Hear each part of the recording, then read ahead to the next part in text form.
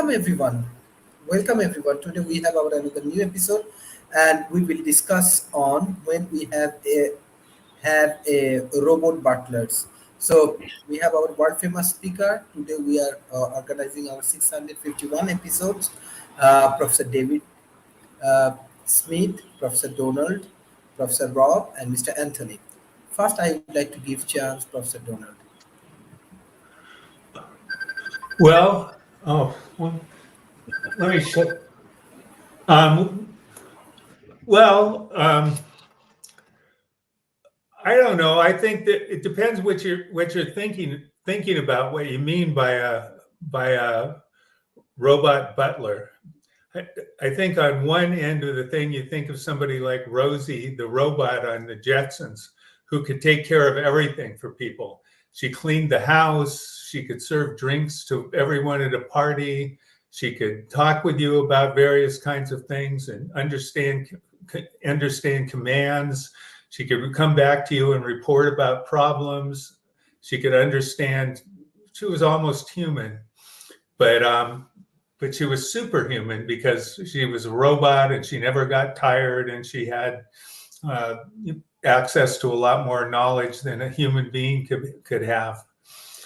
I, I mean, that's sort of one end, and then the other end is something that like a vacuum cleaner that can go around and vacuum your house, which they have right now. And the way that it works is it just goes until it bumps into something, and then it changes direction, and it keeps bumping into things and changing direction until it ultimately randomly covers the entire floor, and you wind up having your room vacuumed. So that could be considered a butler too. So it's kind of hard to, if you consider that to be a butler, we already have them. But if you consider Rosie the robot, that'll be probably 500 years. We're so far from being able to do something like that it's fun. It's a fun. It was very amusing on the Jetsons, but there's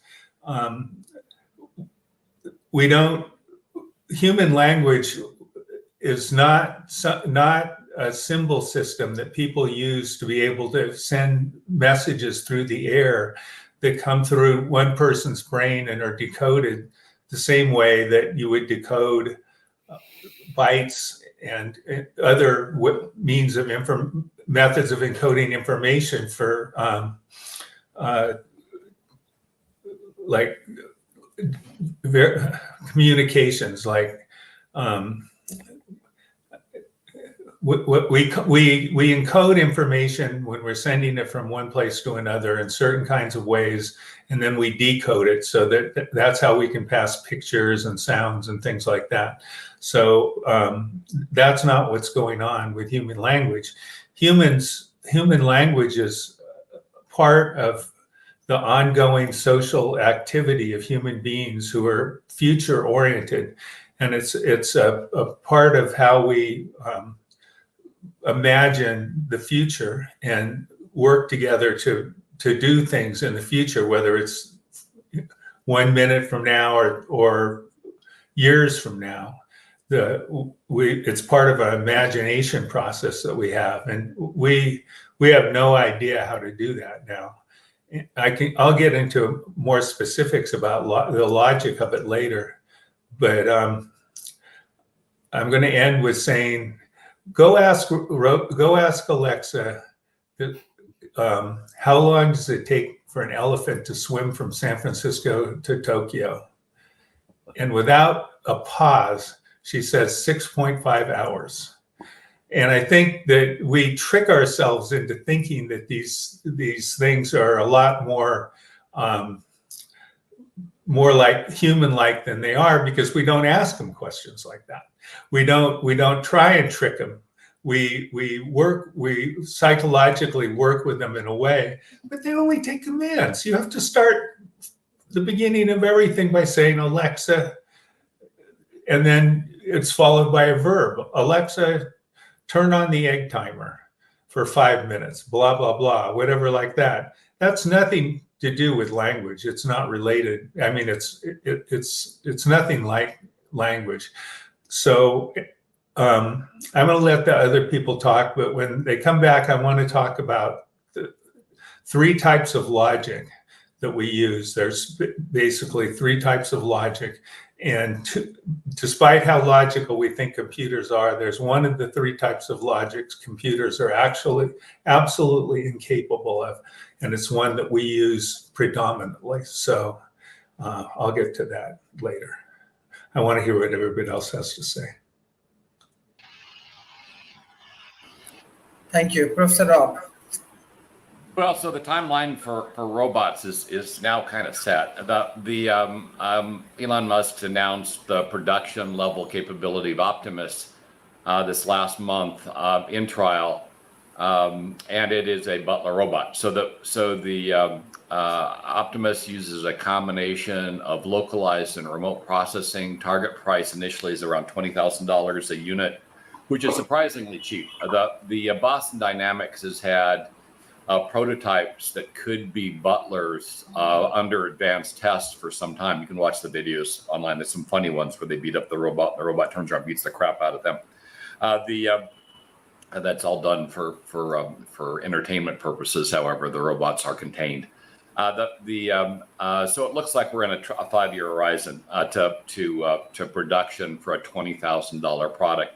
Now, be aware Elon Musk doesn't have a great history with regard to hitting his dates or numbers, but it does indicate we're fairly close. The automotive companies have been working on robotic butlers for some time. Honda's had a workable design for at least 15 years, workable but too expensive. I think it was either Fujitsu or Panasonic also had a workable design. The issue has always been how do you create something that's cheap enough for somebody to buy, capable enough to do the work better than a trained monkey. And I say trained monkey because often these robots are deployed for people that are disabled. That's the initial target market because you've got the budget to pay for it in the home, where it's getting a Rosie the robot kind of thing and dropping $20,000 to $40,000 for that kind of capability is going to cause, I think, most families to say maybe the human, oh, this is just fine. In fact, you might recall we had Baxter over 10 years ago. Baxter was a plug-in replacement for a human worker for assembly line. It also cost around $20,000 target price, and it turned out it was too expensive. The burden cost for a assembly line worker was lower than the burden cost for Baxter. Certainly, upfront cost was lower, but Baxter did require a rather substantial amount of maintenance. So the robots aren't always cheaper. Though I would argue that when people are cheaper than robots, you probably have an income or a pay problem you might want to address. But we are on a fairly close timeline. Donald talked about robots being able to converse and used Siri and Cortana and OK Google as the example. Be aware those aren't true AIs. Those are speech to text systems. They leverage the web. When you ask them a question, they translate that into an inquiry. Those inquiries are modified based on prior searches to make them more accurate. So there is an AI component to it, but they're not true AIs. They're just a voice front end to web searches, and then text to speech at the back end to give you the answer. Conversational AIs, like IBM's Watson, is quite a bit more advanced. I've attended certainly the Jeopardy trial, which created Watson way back in the early 2000s, and then I was there for the debate in San Francisco between Watson and a professional debater. Watson lost, but the funny thing was the Watson debater was actually more human appearing than the human debater. Told jokes in between, was very friendly with the moderator. Sounded like a woman that was very talented and very educated. While the human debater came off as very robotic, just responded to the question, no humor whatsoever, and was not very. You figure this is not a person you'd want to have at a party because it would be no fun whatsoever. So the lesson there, at least for me, was, and that was over a decade ago. That a conversational computer could present as a human, and certainly fool other humans that it was a human. In fact, we've had robots passing the Turing test since 2010. Which doesn't really mean anything. It doesn't mean they're intelligent. It just means they can fool somebody into thinking they're intelligent. But as the external observer, does it really matter? Does the difference really matter? I mean, if I'm convinced the robot is human, regardless of the fact of its capabilities, from my perspective, it is. And so we are, at least with the caveat of using a lot of cloud resources. This last week was Microsoft Ignite, and it was all about AI, and a lot of it had to do with no-code tools, which allows a machine. Basically, you use plain language, you describe the application you want to create, and the AI writes it. And the first generation was pretty interesting. This next generation, it actually iterates. So it writes the initial code to see if it meets the spec and runs the application. Doesn't meet the spec, it rewrites it. Runs the application, doesn't meet the spec, rewrites it until it meets the spec. And the spec is whatever you asked it to do.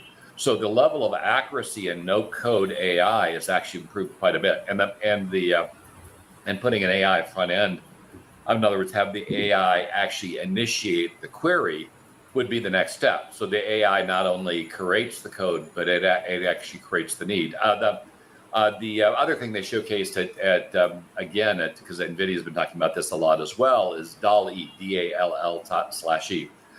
This is a product that allows you to describe a picture, and then the AI creates the picture you describe. A guy just won a first place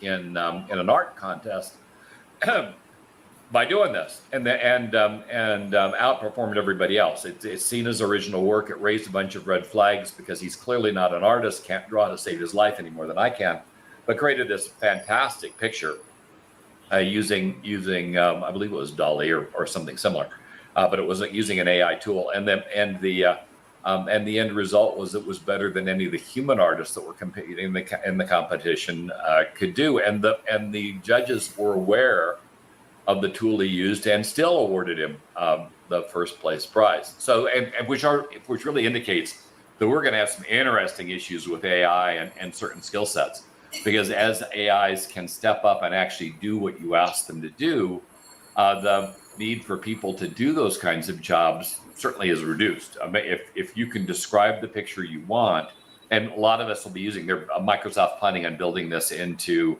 a part of Office. And so rather than going and buying a picture off the web or swiping a picture off the web, which a lot of us have done in the past, we'll be able to create our own unique work, even though we can't draw at all, and use that instead. And that's huge for productivity. It's really not great for the market of folks that like to sell art on the internet for pictures. The folks that do cartoons and the rest that you buy, in theory you're supposed to buy and license to use in your work. You can just create it yourself. You can just bypass that entire edge of the market. And it has applicability into 3D printing. Once you can describe something and create it in 2 dimensions, creating it in 3 dimensions isn't much more difficult. And then you feed it to a 3D printer, and you've got an object. Again, not yet demonstrated. I'm expecting that in the next 2 years, though, out of Ignite. They're not really connecting to printers yet. They're just mostly talking about visual presentation, but that's coming. And then of course we have the underlying concept of virtual robots and assistants. As we move to the metaverse, and there's a real argument whether the metaverse is real or not, which we won't get into at this time. We'll do that at a different time. But you can exist in a metaverse environment, and you can create NPCs, which are in the gaming world called non-player characters, that have the elements have learned from other players or people how to present themselves as if they were other humans playing the game, and having one be a robot, in other words, a butler, but backed by one of these AIs that's been trained on human behavior, again, would create a much more realistic experience. And you probably wouldn't be able to tell, at least for a period of time, whether you were interacting with a robot or interacting with another player. And it could do some really interesting things to large scale games, where you often don't have enough people in the game to make it interesting, and you're just playing with these old school NPCs, which move on set scripts and aren't very realistic at all. So in the end, we're very close to having robots that can do what we expect a robot butler to do. The target market initially, of course, is going to be disabled folks, but we're within 10 years. And as I say, Musk has already prototyped it out, demonstrated it. Go to Boston Dynamics. They're using other designs. By the way, there's another discussion going on that I think is important. Is why does a robot have to be human looking? The prototypes we were working with a decade ago to do this were pretty much arms on wheels. You could tell it to get with scanners on the arms, and that would allow the arm to grab say that you had it, you were disabled and you wanted a can from an upper shelf. You just tell the robot to grab me the can of beans from the upper shelf. The camera would identify the image of the can and the label and would be able to read it and grab the can and deliver it to you. We have robotic cooks. I believe it's Taco Bell, for whatever reason, has been aggressive with robotic cooks and capabilities at scale. The interesting thing with that is initially they were looking at flipping burgers, and they said, yeah, no. The burger places said, we need them to do fries because all our injuries are coming from people that are cooking the fries. So we need robots to do fries. So we're about to be up to our armpits in robots and fast food. What's driving that initiative, by the way, is just the lack of workers. Where I'm living, a lot of fast food places are only open a set number of hours per day. They're not open anywhere near as long as they once were open, and a number of them are closed and just don't open anymore because they can't get people to work in them, and that's why that industry is looking heavy at robotic cooks. Now, if you're talking about a robot much like the Jetsons that could cook and clean and do all of those things very well, that's possible, but wicked expensive. The initial robots will mostly be focused on getting stuff for you, doing things that you can't do. Donald mentioned the robotic vacuums. They've evolved to the point when first came to market, they basically had a random algorithm. They just bounce around the room at random areas and vacuum the rug. Then that advanced to where they started using some of the technology for autonomous cars, and they started doing linear vacuuming. So they start to map the room first physically, and now using I think mostly LiDAR now. To map the rooms. They're kind of cool. They got in the middle of the room, they scan the entire room, and then they plan how they're going to approach the vacuuming. And the latest ones both vacuum and mop, and will dump the stuff into a repository that they've used, either dirty water, pull clean water from the unit, or dump the dirt. And that does as good a job of vacuuming as a robot holding a vacuum cleaner, which would be a silly way to do things. So having a robot that washes dishes and vacuums and cleans the windows, they're just cheaper ways to do that. So we've had robotic window cleaners for a long while. We've got dishwashers that work just fine. Don't need a robot to do that. And as we mentioned, for cleaning the floor, focused products tend to do a better job, or will do a better job far cheaper and more effectively than some kind of all-in-one product. So as we look at these robotic butlers, one, they may not look like humans at all initially. That's where the early tests will be. Though Musk is clearly challenging that. Optimus looks like a human robot with capabilities. It's kind of scary looking. Looks like a big stereo system in the center of his chest. But certainly using conversational AI. And I would challenge you. There are conversational AIs available on the web to trial. They're way better than Siri, or Siri's just a bad joke. Or even Cortana, which was arguably better, but almost nobody used.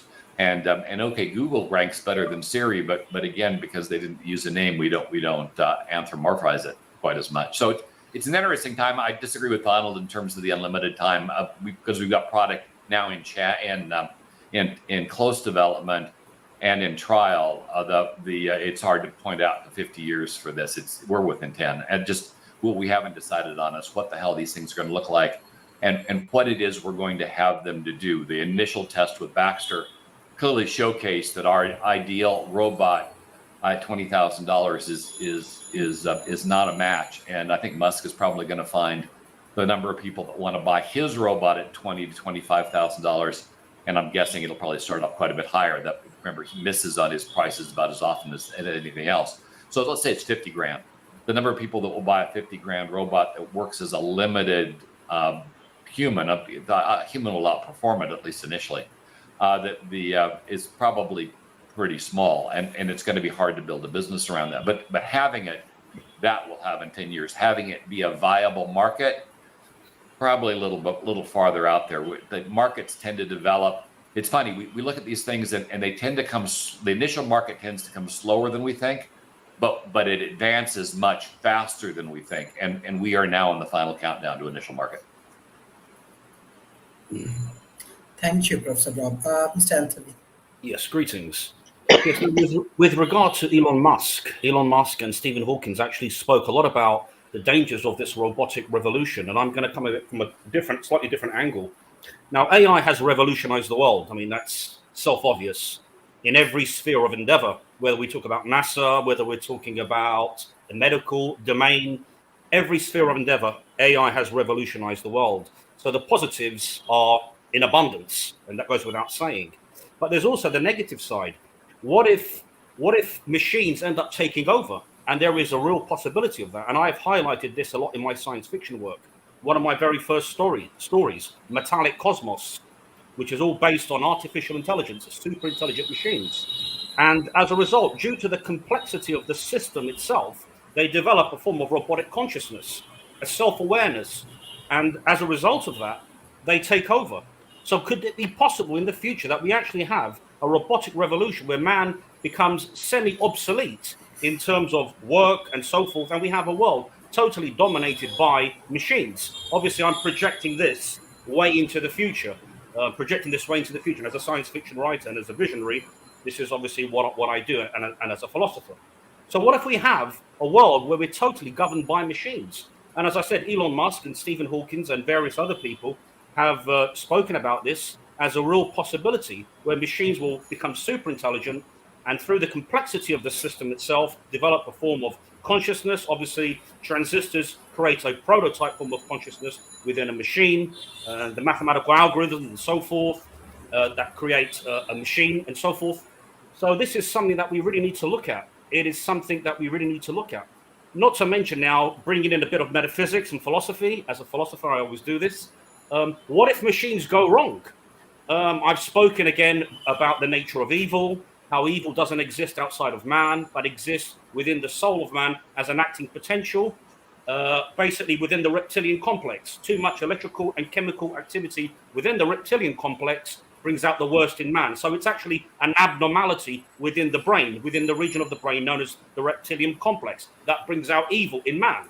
So it's all to do with basically an abnormality within that region of the brain that brings out evil, and then men go out and do evil acts. Now, what if on a parallel scale, we could have a machine that develops within itself, within the complexity of the system itself, an abnormality within those neural networks, within those algorithms. And then we have machines that actually go out and do evil acts.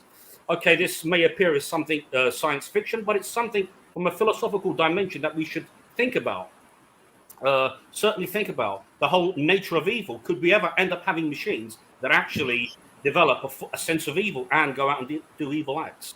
So, but in terms of this robotic revolution, I mean, as I said, AI has taken over. I mean, we can't live without it. It's taken over every sphere of endeavor within our lives, within the medical sphere, within NASA and so forth. We are dependent on it. So it's obviously a great thing, and it's only going to increase as time elapses and evolves. But there is the negative side that it could take over. It could take over, and we can have a world completely dominated by artificial intelligence, super intelligent machines that supersede man.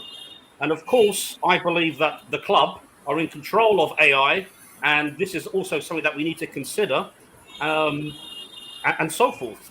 But certainly within my science fiction work, I speak a lot about this potential robotic takeover within my science fiction books, especially Metallic Cosmos, which was actually the first story I ever wrote, which appears in Quantum Chronicles in the 11th dimension.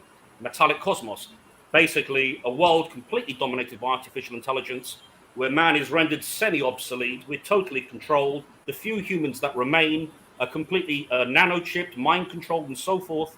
So it's very dystopian view of the future. But being a science fiction writer, obviously, I introduce a lot of these aspects. Not to mention, obviously, taking it further on, I write a lot about, obviously, how machines in the future not only will develop a sense of robotic consciousness as a result of the complexity of the system itself, but actually develop a sense of spirituality and so forth. And in a lot of my stories, like Mechanical Brainwave in Imperial Planet, it's about a story where a human being is talking to a machine, and this machine is atheistic in nature. So we're talking about machines that develop an atheistic philosophy, an aversion towards theistic thinking, and simultaneously machines that develop a theistic perspective of life and so forth. So we're talking about very advanced machines. And ultimately, what it comes down to, the question is, well, what is it to be human?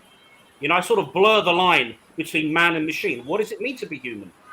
You know, and as I've mentioned before in some of my other discussions, for me, what separates man and machine is ultimately that when a machine ceases to operate, that will be it. But human being will live on beyond this three-dimensional space. So we're going into sort of a spiritual realm. So that's what ultimately differentiates the two. Because if you think about it, what is thought? We're sitting here discussing and talking. What is thought? It's such a complex, mysterious, metaphysical thing in itself. We're sitting here discussing and thinking and so forth. But where is the spark behind thought process? And we could mention that within a machine as well. We talk about the mathematical algorithms, the neural networks that are constantly building new connections and so forth, which is metaphysical in itself. So what does it mean to be human? So a lot of my science fiction work deals with deep metaphysics and philosophy, which I'm sure most of you probably know now because you've read some of my work, Rob, Donald, and Dave. And obviously, going back to what I had initially said, the whole notion of this robotic revolution. Yes, AI, we can't live without artificial intelligence. It's completely revolutionized the world in every sphere of endeavor, in every domain as we speak, NASA and so forth. We can't live without it. It's changed and revolutionized our world in every aspect, within the scholastic system, within the educational system and so forth, every sphere of endeavor. Artificial intelligence is a necessity for us to advance as human beings. And if we're going to colonize Mars in the future, it will be down to artificial intelligence and so forth. So AI is the way forward. And this robotic revolution is clear to see as we are evolving in time and so forth. But there is the negative side. We have to consider what Elon Musk had echoed and Stephen Hawking's, that there is a danger that machines will become super intelligent, and this will eventually be a problem. They could become so super intelligent that they could eventually overcome and take over man. And so there could be a complete robotic revolution. So I'll leave it there. Mhm. Thank you. Professor David Smith. Sharif, thank you. Hang on one second. Rosie, can you clean up the kitchen? No, we're actually getting closer to where we see things. And what I've enjoyed with this is we've tended so far in this discussion to think of a butler at home as a one machine. And I think we're headed that way today. But also, if you look today, it's like when Samsung, they introduced their robots at CES, their home robots at CES. They had Home Handy and they had Home Care. And even in something like that, you begin to see different distinctions going through it. If I go into healthcare today, we have robots doing many, many functions beginning to throughout the healthcare enterprise, from taking specimens from an operating room to a lab to be analyzed, to delivering medications all throughout the hospital, to delivering food and other areas like that. I go into retail. I now have been in Austin in probably 8 or 10 restaurants where a robot is part of the food serving process, where the food comes out from the kitchen on robots, deliver it to the table, and then the waiter comes over and serves you the food there. When they're ready to bust the table, they actually bust it back on the robot, and the robot takes it back into the back to be washed and thrown away. You're seeing applications like that all over the place. But one of the premises I kind of want to think is just like you saw Samsung beginning to look at how to specialize it. I think you're going to do the same things here. Rob talked a lot about the beginning really very rapid growth of robots in the particularly fast food industry. And it's really going to take off there. Again, just from where I go in Austin, things I've already seen robots doing many functions in the back, the kitchen area of fast food, beginning to handle hot plates on the top of the oven to do, like Rob said, one of the biggest workman comp claims in restaurants is uh, burns from the fat that you're frying things in, and others like that. So you're seeing robots move there very rapidly. But as I get back to robots in the home, you can already see those. My robot vacuum cleaner, which thankfully Rob was a second generation, not the first, uh, actually does a pretty good job. Uh, and what I like about it is after I set it the programming, it goes and does what it wants, goes parks itself, waits to the next step, goes and cleans another room, goes back and parks itself. Gives you a warning when it says, okay, I'm too full. My discharge area is too full. Take it out to the trash. And in some ways, like been saying, it's beginning to form its own sense of using its own artificial intelligence and begin to optimize. What I noticed with mine is it actually spends more time in the walkways going through the rooms and stuff than it did in others areas. So it's beginning to use its simple machine learning algorithms, analyzing the trash it's picking up, where it's picking up heavier versus light, and it's adapting its routine. So I think we're headed that way. I believe we are within the 5-year time frame where we will begin to see people who are driven by technology begin to purchase them at home. Uh, there was talk by uh, several people on the acceptance rate. Uh, when you look at technology acceptance, the sales of objects like this are driven by one of two models. You have a Fisher-Fry model, and you have a Gomter model. The Gomter model is a more linear model, and it's driven by more of a replacement theory. For example, buying a new refrigerator. You rarely buy a new refrigerator because new technology came out. You usually do it because mortality, you see other things like that, and that's driven by the Gomper model. But the Fisher-Fry model is really driven by technology acceptance. And when you bought your last, your older probably one, just as good as it did before as when you purchased it. Uh, and that's going to be a lot of the robot sales. They're going to be driven by the Fisher-Price curve. So it starts out slower than a Gomper cell, but then it rapidly ramps and builds. It's a classic S curve. And you're going to see that go into the robot cells. I'm actually looking forward to some of it because I am a user of a lot of the automation out of Alexa, and what I can do with home automation with that. I love my little vacuum cleaner.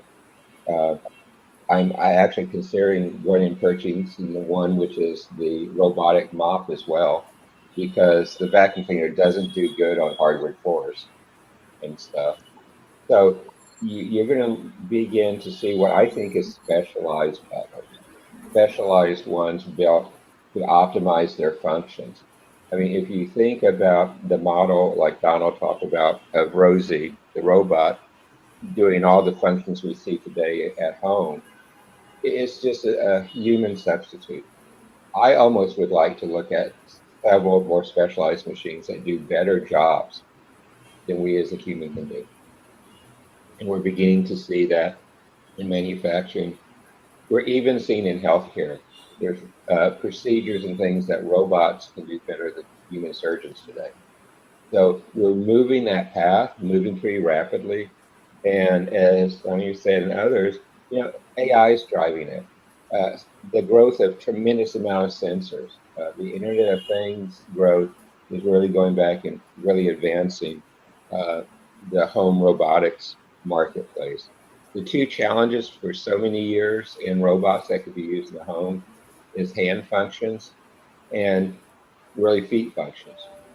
We've seen big advances on that. I think when you look at Elon Musk's robot with Optimus, it still has a way to go.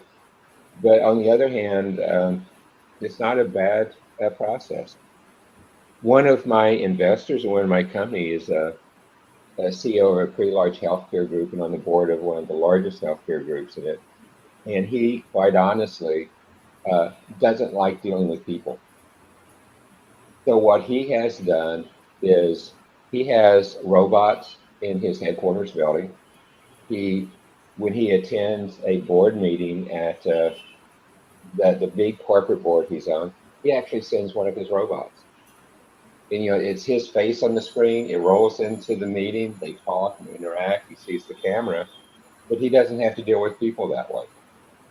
And I first laughed at it, but then I came back and said, that's actually pretty interesting because he doesn't have to travel. He can optimize his time. He begin to do that, but yet again, you see yet another specialized robot use. And again, that's where I really think we're going. The market size predictions on the overall robot market has it growing at over 20% compound annual growth rate. The very early stage on the home robots looks like it's going to be growing at about a 6% initial compound annual growth rate. So both of those have really good growth potential. And I think you're going to see advances in the next 5 years where the production of robots like that will move from the companies that are technology advanced now, because there's even software kits out that are open source now for doing the AI, the control systems, the sensors, and everything else for robots. So it's going to go to a place where you could probably even do a DIY robot in the not too distant future. So Sharif, my initial thoughts?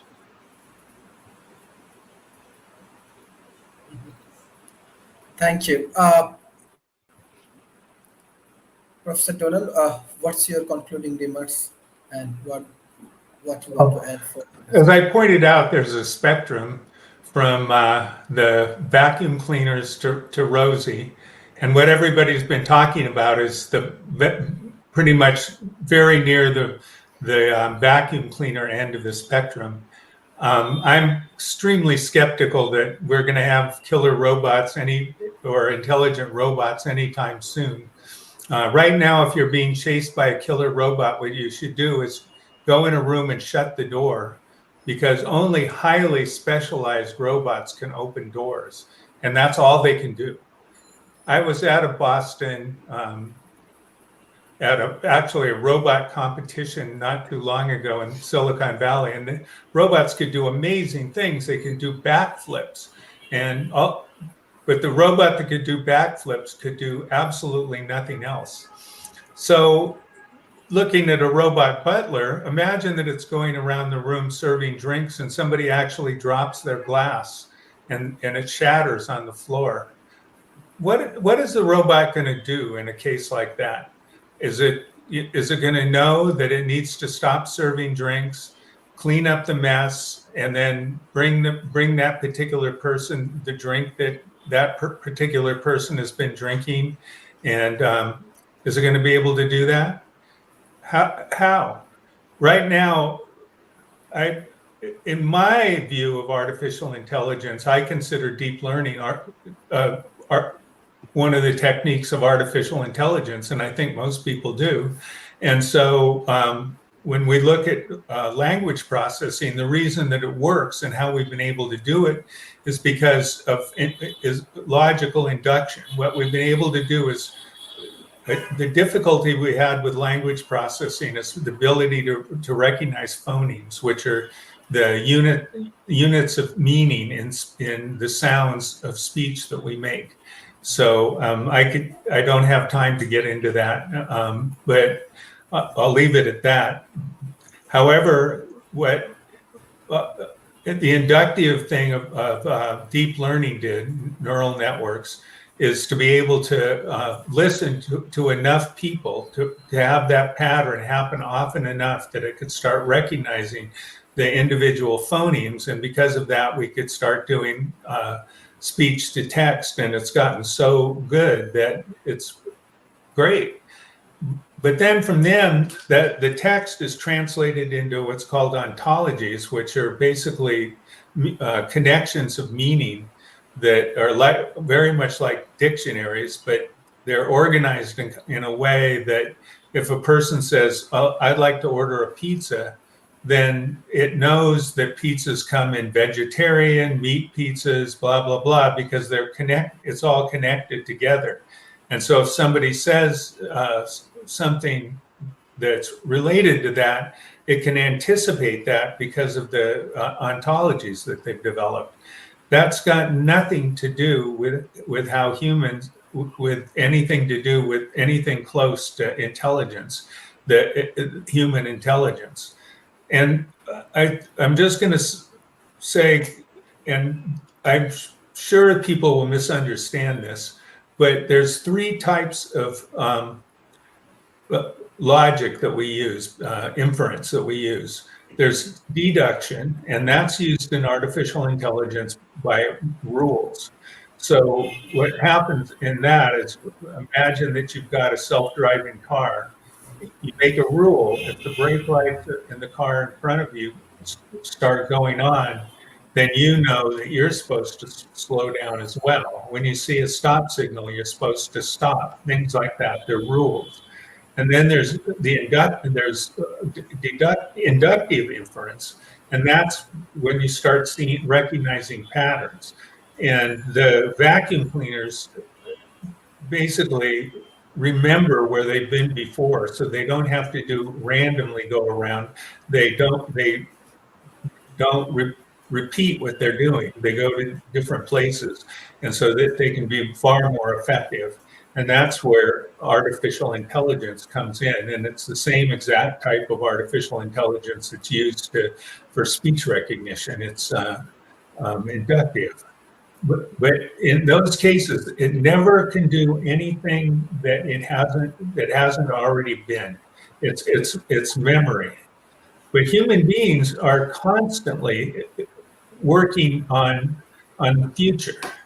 And the third type of reasoning is called abductive reasoning.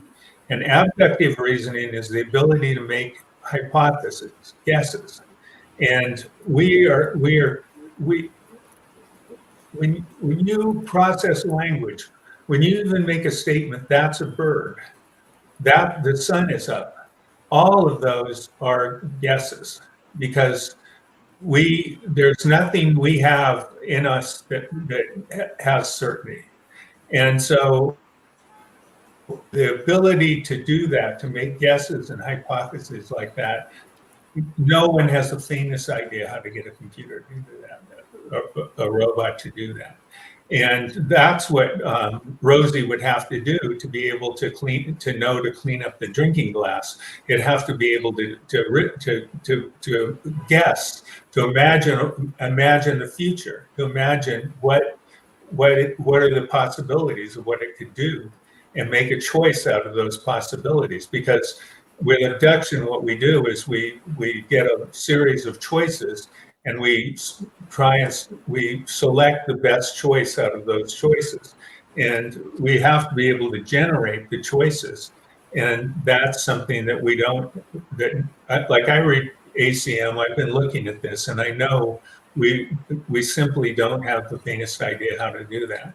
And it's all well and good to say, "Oh, well, we'll figure that out." That's, everything, but that's kind of cheating.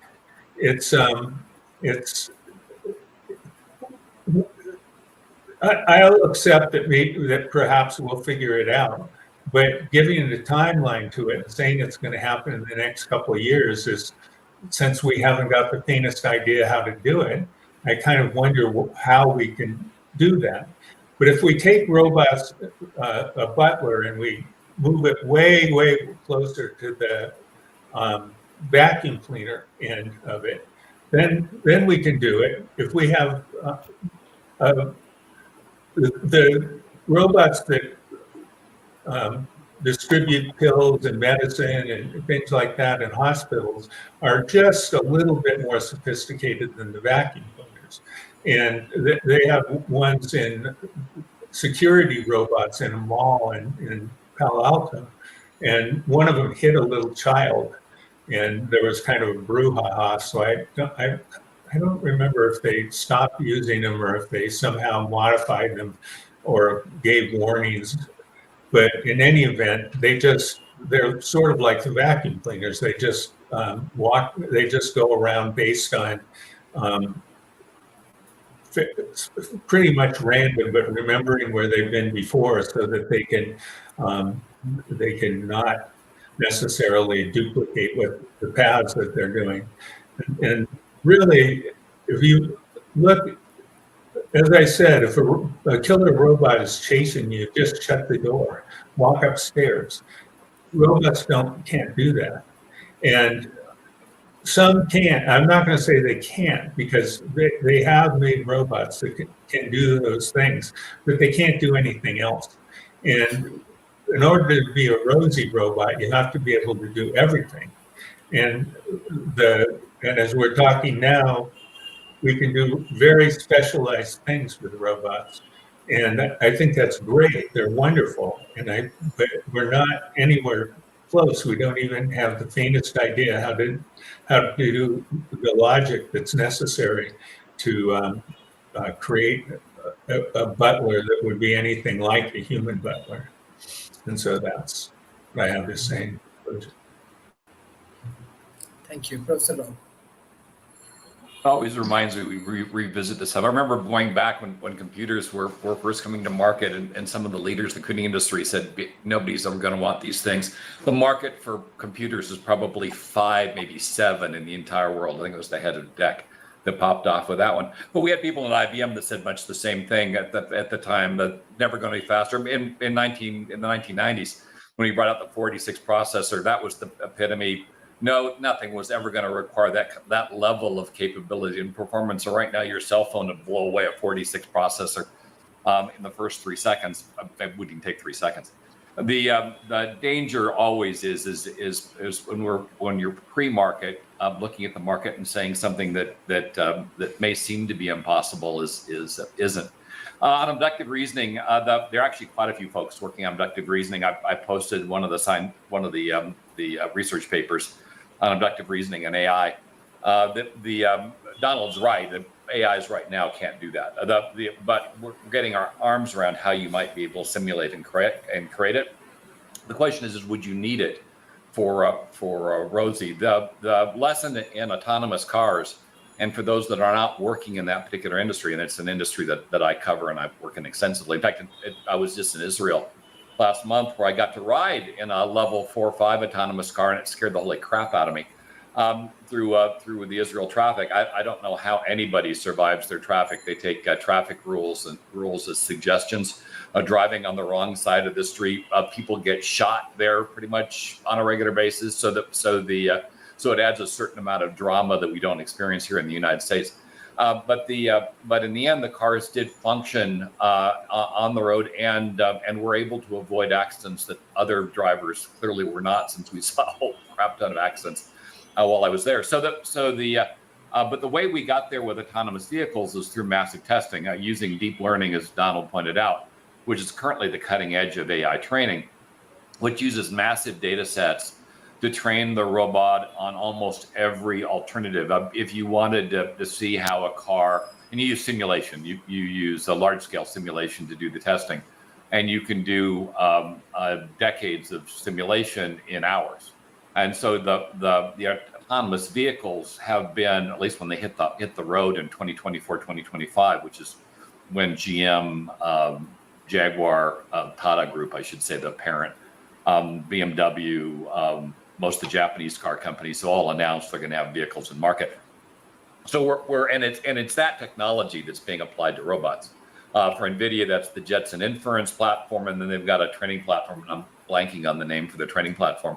But you have two platforms with deep learning. You have a training platform which is pretty robust, and then you have an inference platform that basically just takes the learnings and then applies them, and that can be a much less robust, much smaller, much more affordable computer, because initially the AIs were going to cost, and the cars are going to cost more than the cars are going to cost. Now the AI boxes are smaller, quite a bit smaller than a briefcase, and fully capable of outdriving a human in most situations. And the reason is because they've seen it before.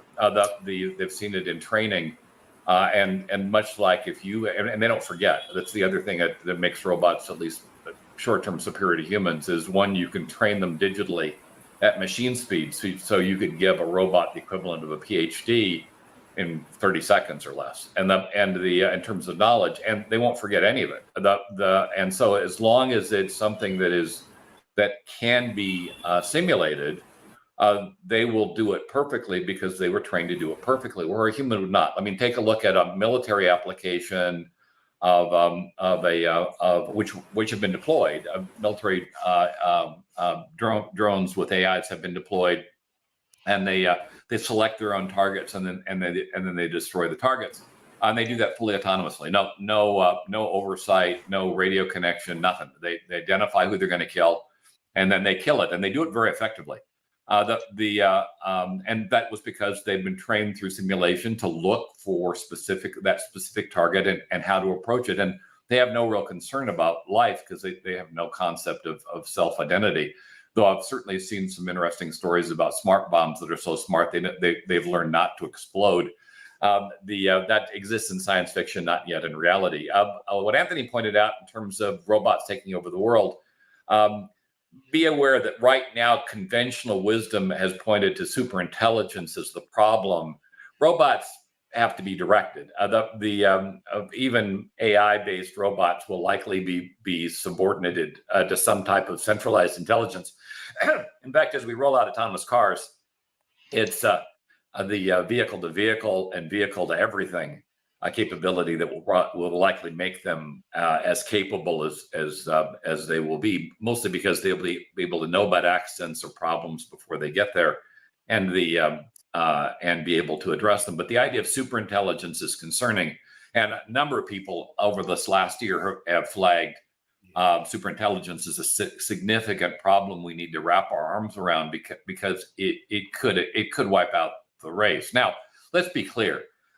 We may never get to AI superintelligence, and we'd still wipe out the race. This idea of AI-driven and autonomous weapons alone could do it at scale. They don't have to be all that smart. They just have to be highly destructive. And certainly we've seen other ways to kill off the race. Most recently through the COVID event, where all it takes is people to be convinced not to take not take a vaccine, and you could probably wipe out the planet if nobody takes the vaccine. And the illness was much more effective than COVID was. Enough people would be dead that the planet would probably be non-viable. So we're using AIs heavily in pharmaceutical research and weapons development. So the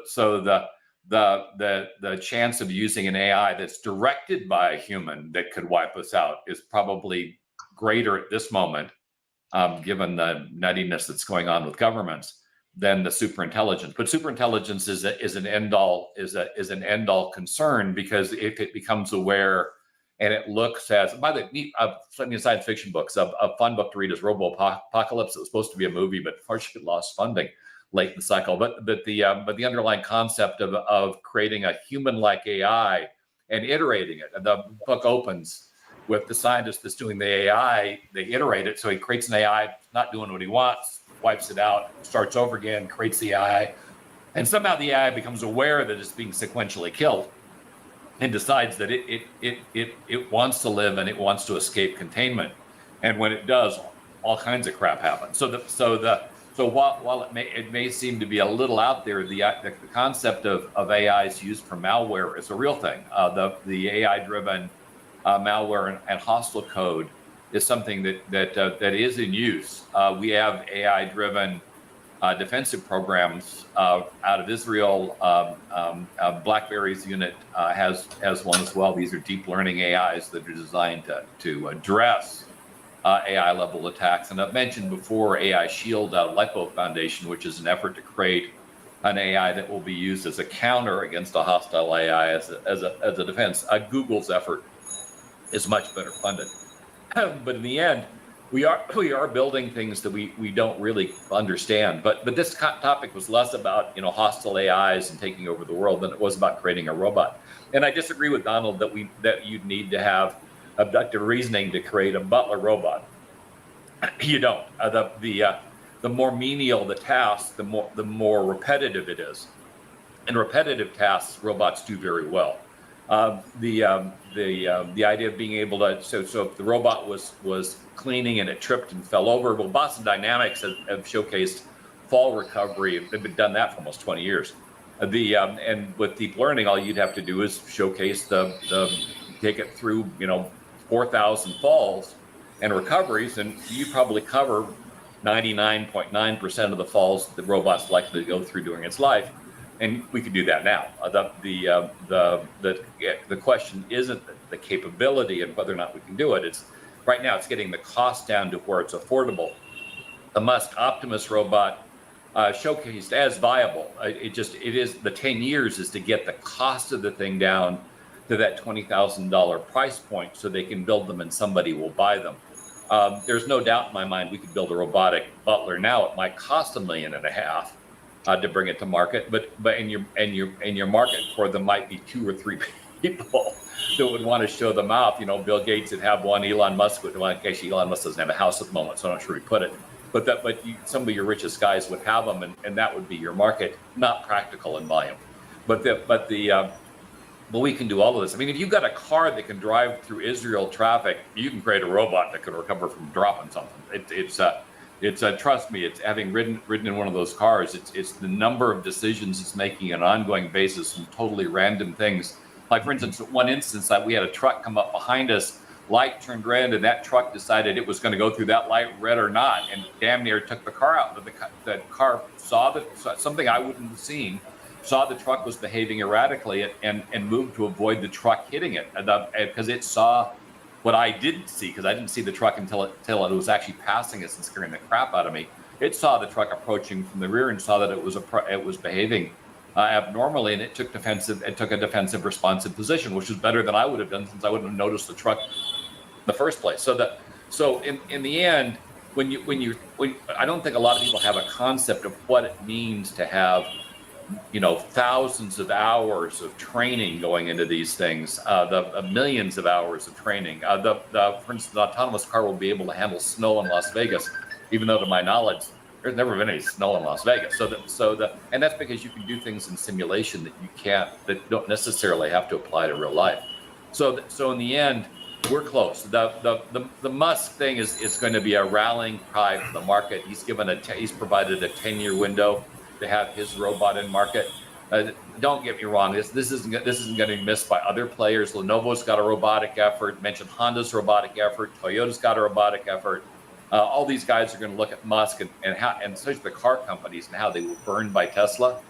They're going to be motivated to get something into market. The first thing's probably crap. It's always the case. But Baxter showcased we can do this stuff. Now we just need to be able to do it well. Thank you. Now I've got to run. I've got a meeting at 9. Thank you. Good luck, Mr. Anthony. What's your conclusion? Yeah, well, to wrap up, I mean, going back to what I was saying again, I mean, in my story, for example, Electrodomestics of the Future. In my story, Electrodomestics of the Future, I talk about again how machines will develop a self-awareness, and as a result, through the complexity of the system itself, develop a self-awareness.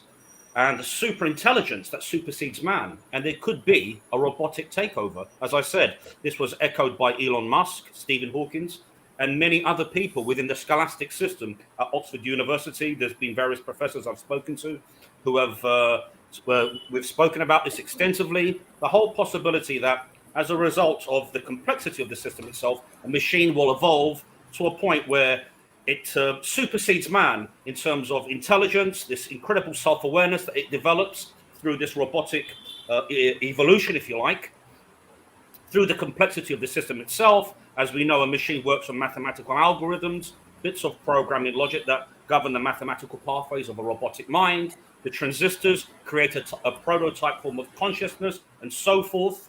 And so as a result of the complexity of the system itself, we could have a new entity, if you like, a new being, in quotes, that a machine will develop a self-awareness. What am I? Who am I? And this could be a problem in the future, that we could have machines that develop a self-awareness, a super intelligence that supersedes man, that we could be rendered semi-obsolete and be controlled by machines. And as I said, this has been echoed by many people like Elon Musk and Stephen Hawking and so forth. So this is something that we have to really think about. Now, in terms of the whole nature of evil, as I mentioned before, going back into philosophy, as I said, the whole nature of evil, evil doesn't exist outside of man. It only exists within the soul of man as an acting potential within the reptilian complex. So an abnormality within the reptilian complex, too much electrical and chemical activity within that region of the brain, brings out the worst in man, and then man goes out and does evil acts. On what I'm saying on a parallel scale is, what if we build machines as we are doing now, and due to the complexity of the system itself, they start to develop abnormalities within those neural networks, within those algorithms, and then they start to do things contrary to their programming circuit, i.e. go out and do evil acts. So what I'm trying to say is, a machine will develop, in my opinion, a self-awareness due to the complexity of the system itself, and it could be a danger to man because, as I said, they could reach a level of super intelligence, and man could be rendered semi-obsolete. At the same time, I want to say this. Obviously, artificial intelligence, as I have mentioned before, has revolutionized the world. We can't live without it. Within the scholastic system, the educational system, it's vital. Within NASA, within the stock market, within every sphere of human existence, we are dependent on artificial intelligence. So we have to look at it from that positive dimension. But from another side, we have to be aware that machines could develop a self-awareness, a super intelligence, and then we could be rendered semi-obsolete. And there could be this robotic revolution. And this is something that I've highlighted within my science fiction stories like Electrodomestics of the Future, Metallic Cosmos, and so forth. So we need to be aware that this is a possibility. I close there. Thank you. Professor David Smith. Enjoy conversation as always, and in particular on this one because we have a really good diversity of opinion. And when you have this type of diversity of opinion, it says there's a lot of options and there's a lot of nuances going. And it's, to me, one of the things that will make a robot at home possible is when we see the industries beginning to set standards for robots at home, or a robotic butler at home. And that will allow the industry to begin to mature and begin to put in place really things that will drive costs down, drive capabilities up. Right now, we're still kind of in a wild, wild west. Donald has mentioned some, Rob mentioned others. I actually am fascinated by the Samsung robots that are out there with Handy and Care. Theirs are beginning to make progress. The new fab that Samsung is building here in the Austin area, it actually already has some industrial robots being used in the construction process. And the fab itself will be highly automated as it is put in place.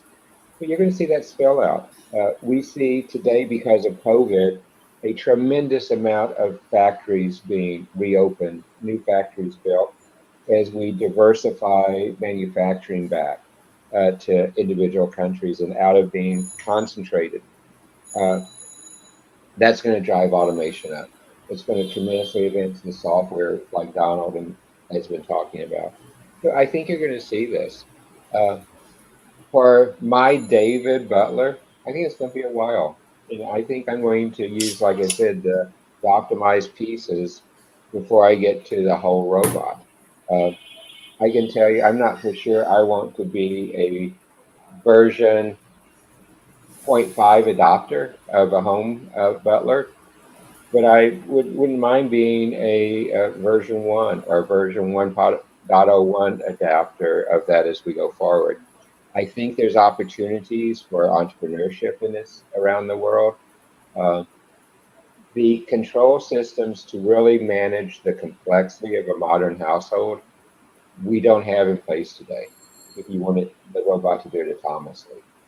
The learning environment, I agree with Rob. I was so impressed when I saw the first Boston robotics climb stairs, jump over things, dance, get up after being knocked over.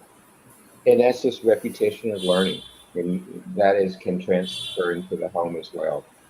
Now, the consumer side, the industrial side are taking off. The military side has a lead lag relationship to the consumer side of at least 5 years. So if I could take what's being done in the lead side of that one and bring it back and apply it in the consumer side today, I would take my forecast down of market applicability of robots at home by about half. And they're coming.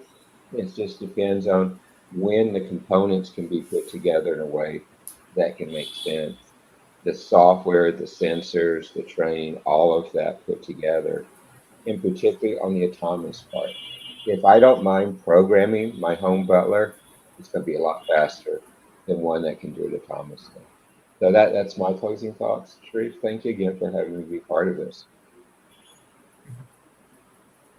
Thank you. Thank you everyone for joining today's sessions. This is an excellent session, especially for our audience. From next month, we're starting our seminar. We will visit different schools, universities, college. So it will be our offline projects. We will do a lot of activities. We will develop startup ecosystem in Bangladesh and India. So hopefully your contribution will create uh, a knowledge-oriented society in this community. Thank you, Professor Donalds, Mr. Anthony, and Professor David Smith for your continuous support for World Talent Economy Forum. Thank you. Bye-bye and take care. Thank you.